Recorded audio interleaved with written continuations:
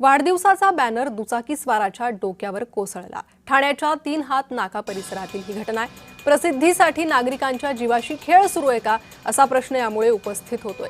ब्रिजवर banner कुणाच्या परवानगीने लावलं असाही सवाल विचारण्यात येतोय। बॅनरबाजी ठाणेकरांसाठी जीवघेणी ठरते।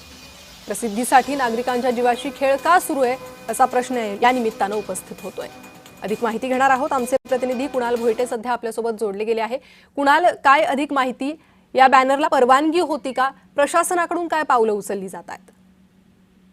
प्रणिता, खरं तर पावसाळा सध्या सुरू आहे आणि या पावसाळ्यामध्ये झाडं पडण्याच्या घटना ज्याप्रमाणे घडतायत त्याचप्रमाणे आता प्रसिद्धीसाठी लावण्यात आलेले फलक देखील पडत आहेत।